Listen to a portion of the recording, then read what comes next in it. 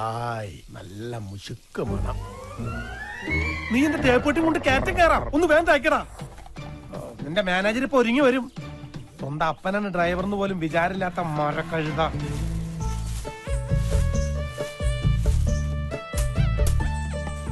ആണ് സഖി ഞാൻ വെറുമൊരു പാമ.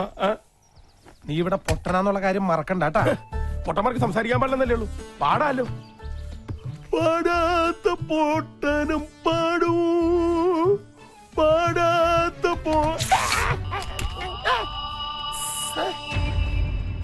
അയ്യോ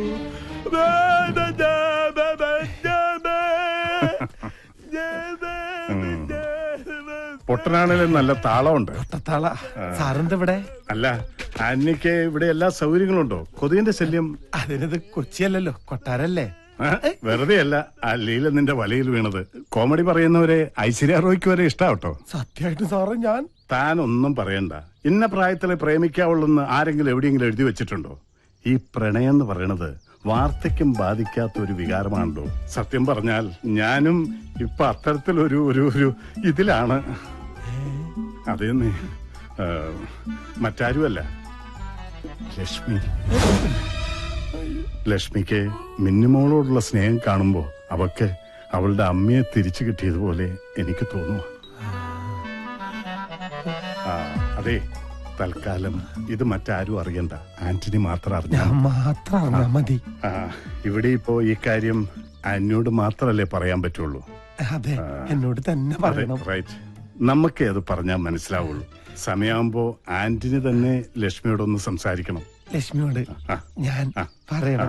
എനിക്ക് നേരിട്ട് പറയാൻ ഒരു ഇതല്ലേ അതുണ്ടാവും.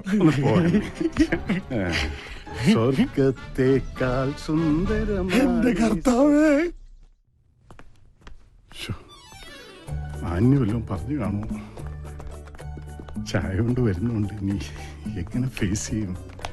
എവിടെയാ തുടങ്ങേണ്ടത്?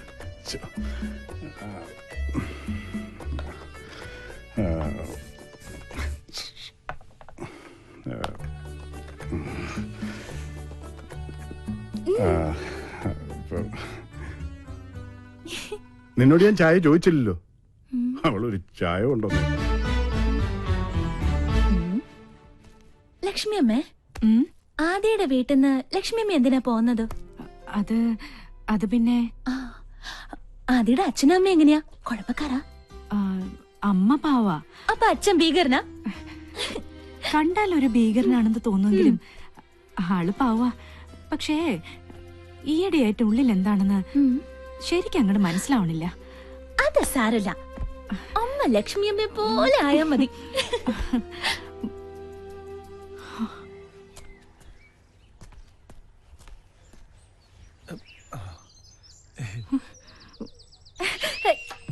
ഈ ആന്റണി ചായന്റെ ഒരു കാര്യം, എപ്പോ ഓഫീസിൽ പോകാൻ ഇറങ്ങിയാലും എന്നെ കാണണം.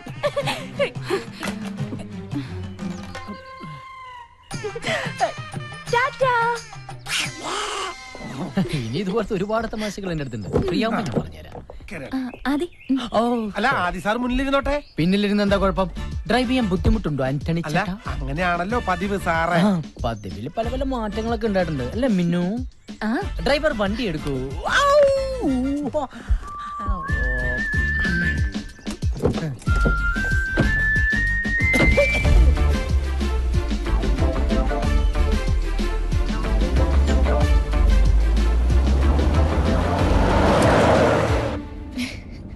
ആദി, ഇത് കണ്ടോ?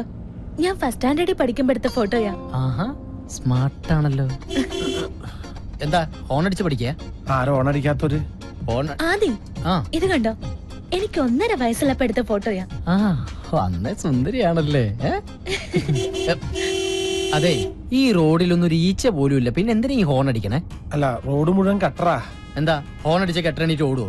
നേരെ നോക്കി വണ്ടി ഓടിച്ചില്ലെങ്കിലേ വണ്ടിക്ക് വല്ല അപകടം പറ്റുമേ. അങ്ങനെ അപകടമൊന്നും വരാതിരിക്കാൻ വേണ്ടിയാ അടിക്കടി ഇങ്ങനെ ഹോൺ അടിക്കണേ. ആയിക്കോട്ടെ. അല്ല, എനിക്കറിയാമല്ല ചോദിക്കുക. നിങ്ങൾ കുടുംബസമേതം പ്രേമിക്കാൻ വന്നിരിക്കുക. ഇവന്റെ ഒരു മോഹം നടക്കാൻ പോണില്ല. അപ്പനെ പ്രേമിച്ച് കേട്ട ഇതാണ് കുഴപ്പം. അപ്പനും മകനും തമ്മിൽ വളരെ ഫ്രാങ്ക് ആണ്, ഫ്രണ്ട്സിനെ പോലെയാണെന്നൊക്കെ പറയുകയും ചെയ്യും. മക്കൾ ആരെങ്കിലും പ്രേമിച്ചു കഴിഞ്ഞാൽ അപ്പ തന്തമാരുടെ സ്വഭാവം മാറും. അതുള്ളതാ. എടാ, ഇവനായിട്ട് വരുത്തി വെച്ച ഒരുപാട് കടങ്ങളുണ്ട് നാട്ടില്. അതെങ്ങനെങ്കിലും തീർക്കാൻ നോക്കണ്ട ഒരു മുടിഞ്ഞ പ്രേമായിട്ട് നടക്കാം. ശരിയാ, നാട്ടിലെ കാര്യമൊന്നും ഞാൻ മറന്നിട്ടില്ല. അതുപോലെ തന്നെ മിന്നുവിനെ എനിക്ക് മറക്കാൻ പറ്റില്ല. അത് ന്യായം. എടാ, മിന്നു വർമ്മസാറിന്റെ ഒറ്റ മോളാ. നമ്മളെ വിശ്വസിച്ച് നമുക്കൊരു ജോലി തന്ന ആ വലിയ മനുഷ്യനോട് വിശ്വാസവഞ്ചന കാണിച്ചാ ദൈവം പോലും പൊറുക്കില്ല. നമ്മുടെ എല്ലാ സത്യങ്ങളും വർമ്മസാർ അറിഞ്ഞ എന്താവുന്നെന്ന് ചിന്തിച്ചിട്ടുണ്ടോ? അതുകൊണ്ട് അവസാനമായിട്ട് പറയാ, മോനെ ഇന്ന് പിന്തിരിഞ്ഞില്ലെങ്കിൽ വർമ്മസാറിനോട് എല്ലാ സത്യങ്ങളും തുറന്നു പറഞ്ഞ് ലക്ഷ്മിയും കൂട്ടി അപ്പനെ ഇവിടെ ഇറങ്ങൂട്ടോ. എന്നാ നമുക്ക് കാണാം. എന്നാ കാണാടാ. സാമർത്ഥ്യം കുട്ടിക്കളിയാ, കുട്ടിക്കളി. ഇവിടെ എല്ലാവർക്കും ലൈനായി. ഈ ഒരു ചെറിയ പോസ്റ്റിലേക്ക് ഒരു കണക്ഷൻ കിട്ടിയിരുന്നെങ്കിൽ നമുക്കിവിടെ ഒരു KCB സബ്സ്റ്റേഷൻ തന്നെ തുടങ്ങായിരുന്നു.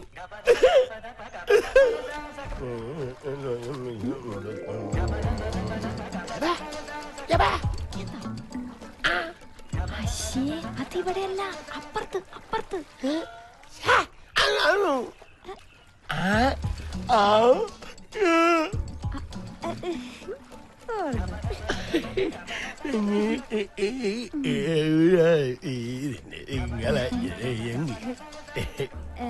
അത് പിന്നെ സോറി ചേട്ടാ, ചേട്ടനൊരു പൊട്ടനല്ലായിരുന്നെങ്കിൽ ഞാൻ ചേട്ടനെ തന്നെ കല്യാണം കഴിച്ചേനെ.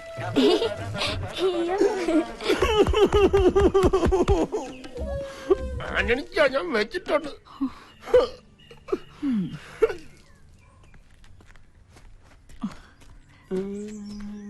എന്താടാ അവളോടൊരു കിന്നാരം? നീ എന്താ ആന്റണിച്ചിന് പഠിക്കുക? അയ്യേ, ഞാൻ അവൾ പോകാൻ കാത്തിരിക്കായിരുന്നു.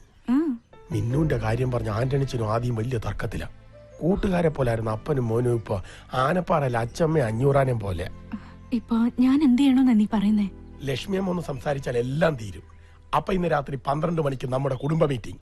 സ്ഥലം നെല്ലിക്കൽ തറവാട്, ആന്റണിച്ചന്റെ മുറി.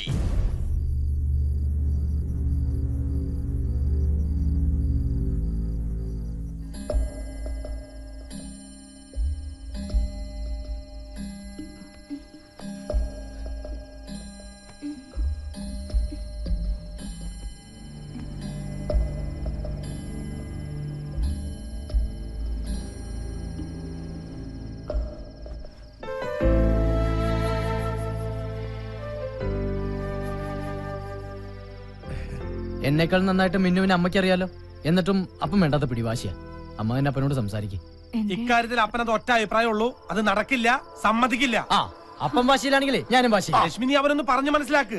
ഇവനെയല്ലേ പഠിപ്പിക്കേണ്ടത്? എന്തായാലും എന്റെ മോൻ കൊട്ടാരത്തിലെ അടിച്ചു കളിക്കാരുടെ പിന്നാലെ ഒന്നും പോയില്ലല്ലോ. ഞാനിപ്പോ ഇങ്ങോട്ട് വന്നത് അതൊന്നും ചോദിക്കാനല്ല, എല്ലാം എനിക്കറിയാം. നിനക്ക് എന്തറിയാന്നാ? അങ്ങനെയാണെങ്കിൽ എനിക്ക് നിന്നെ കുറിച്ച് ചിലത് പറയാണ്ട്. എന്താ നിങ്ങക്ക് എന്നെ പറ്റി പറയാനുള്ളത്? കൊട്ടാരത്തിനകത്ത് ചായ കൊടുക്കലും മിന്നൂനൊരിക്കലും പ്രാർത്ഥനയും ഒന്നും എന്നെ കൊണ്ട് പറയിപ്പിക്കണ്ട. അതെല്ലാം ഞാനായിട്ട് അങ്ങനെ ക്ഷമിക്കാം. അങ്ങനെ നിങ്ങളുടെ പ്രശ്നം പിന്നെ പരിഹരിക്കാം. Age over കേസല്ലേ.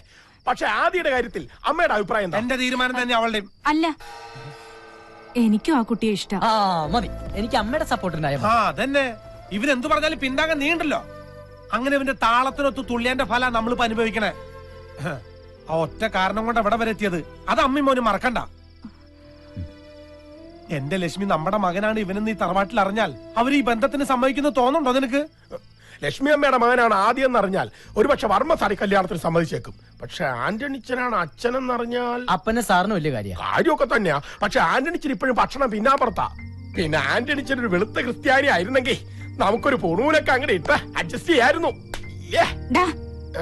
അതൊന്നും എനിക്കറിയില്ല. എന്റെ മോന് ചേരുന്ന കുട്ടിയാ മിന്നു. ഓഹോ, നിന്റെ മോൻ.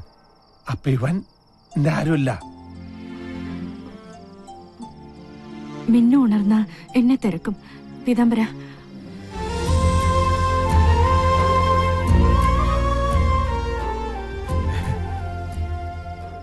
ഇപ്പൊ അമ്മയും മകനും ഒറ്റക്കെട്ടായി. ഈ അപ്പം പുറത്ത്